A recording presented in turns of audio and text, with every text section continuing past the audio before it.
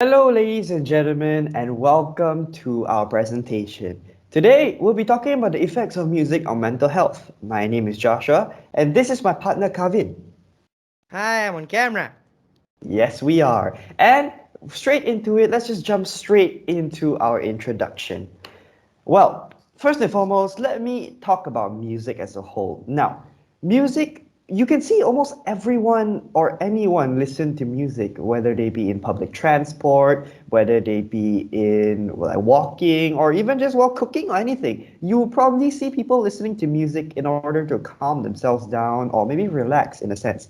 Now, I'll get to that more later along with Kavin, but first let me talk about our aim. We want to understand the relationship between music and mental health, which is understandable as we believe that the two research questions we came up with would describe why we think it's important. So, our first research question is what is the actual relationship between music and mental health?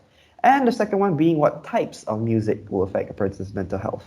So, while we want to understand these, we would soon get into it more in our findings and discussions part. But first, let Kavin talk about our literature review. Yes, so for the literature review, there were two. Actually, there were a few which we looked at, but according to the slides, two of which we are going to talk about. One is music tempo and mental health problems, while the other one be music therapy and mental health. For the music tempo, it was basically asking the participants what type of music tempo would they prefer. Was it fast? Was it slow? Was it front? Was it back? Upside down? Was it right side up? The usual stuff.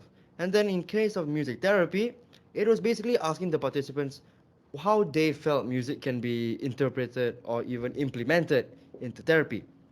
But keep in mind that music therapy is still a very experimental concept. So there's not really much research which we managed to find. There was also one more literature review which was based on the lyrics. But we'll talk about that later. I'll pass it over to Josh for now. Yep, as Kevin mentioned, there is one more literature review that we really didn't put in the slides.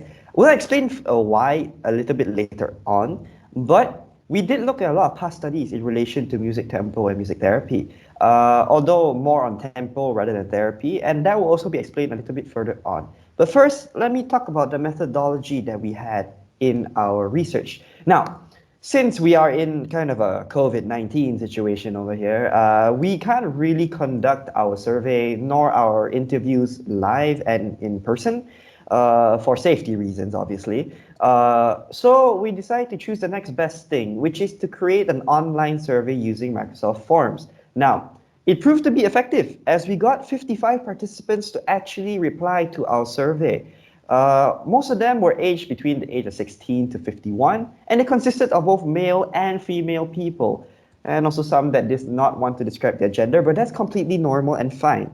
So, how did we do it? Like I mentioned, we used the survey questions posted on Microsoft Forms. We sent it to the participants via WhatsApp, Facebook, Instagram, whatever way possible to get it to them. And we gave them the 2 week holiday that we had to answer the survey. And once we collected the results, we soon graphed it out and evaluated on them.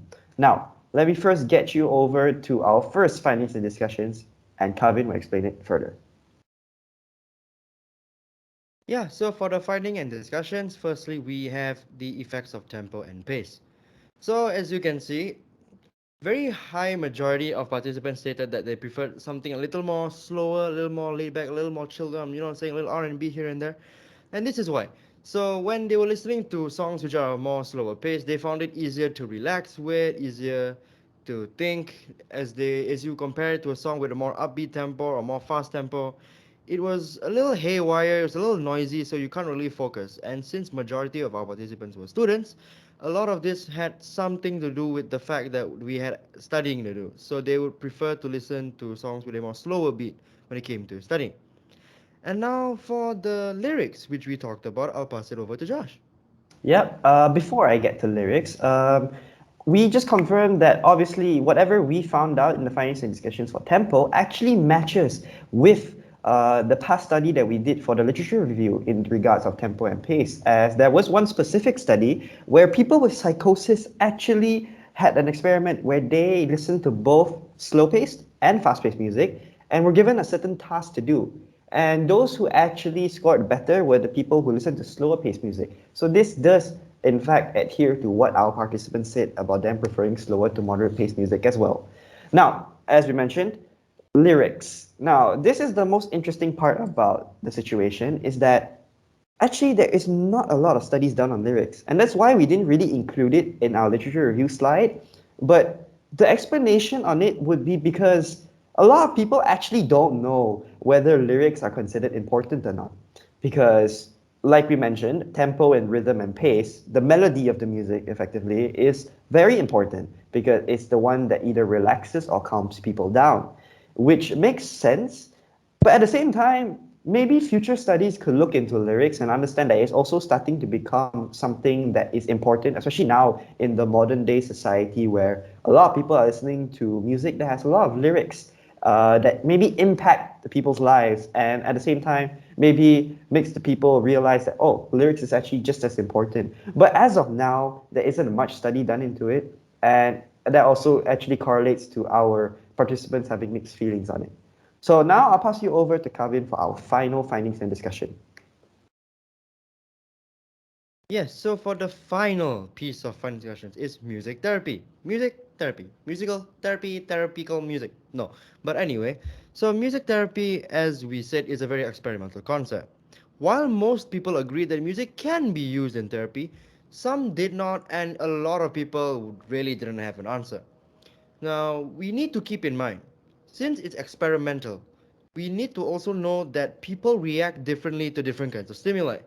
Not everyone reacts to the same song the same way. If in musical therapy, let's say you have a patient that reacts really negatively to the song or to the song choice, their mental health would not only worsen, it could lead to consequences which we would not like to get into.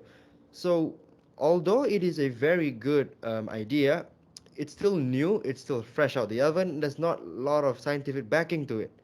So, yes, that is what we managed to find out regarding music therapy. And now, Josh, what can we conclude from this thing? Well, to say the least, Kavin, it's quite obvious that music is very, very impactful and important, in fact, to a lot of people nowadays. As, like I mentioned earlier, almost everyone, or I would say at least 90% of the population, just a rough estimate here, don't take me seriously on this part, but in my opinion, I just know that a lot of people actually think music is now starting to become a daily necessity, just as much as food, water, and shelter. And that could seem like a crazy idea and crazy thought, but in fact, it is actually true. And that could be reasons as to it being people wanting to relax and wind down. Like I mentioned earlier, they feel more like calm and at peace when listening to music. And honestly, don't you think, Kavin, that should lead to more researches to be done on music? Oh man, absolutely. Because people nowadays they look at music, but they don't think much of it. They look at music and then they're like, ah, it's a song. I'm just listening to it. I'm gonna fall asleep in the car. Which yes, that's one of it, but it's like a hidden gem. When you find it, you don't really know what to do with it. But once you really study it, look into it, you'll discover so many possibilities, so many implementations, so many impacts which it can have. So yeah, I would definitely say music should be looked into the future, dude. Yeah, and as well, Kevin, as you being your musician as well yourself, any advice or any sort of explanation you want to give to people out there who maybe aspire to want to become musicians in the future? Well, trying to become a musician, obviously, it takes a lot of patience, a lot of practice. You can't learn the piano the first day and expect to compose something worthy of Beethoven the next. Composing music has played a major role in my life, but when it comes to aspiring musicians, just just do whatever you feel is right. There is no correct nor is there a wrong way to make music, because especially these days the boundary of what considered as music and what is not is very thin, so anything goes. Yeah. Mm. And actually, what you just said there makes a lot of sense as well, as music also now teaches life lessons as well of being patient and managing your own time and also understanding and realizing the importance of music as a whole, which makes a lot of sense. And I think with that, we can conclude that music is impactful and it should be looked more into the future. So with that, Kavin, it's been a great talk and great session we had here talking about music and its effects on mental health. We hope all of you enjoyed this presentation just as much as me and Kavin like talking about this subject. And hope you guys gathered a few pieces of nuggets on situations and information from this as well. So it's us signing off for now. It's been me, Joshua, and Kavin. Bye. And we'll see y'all real soon. Bye bye.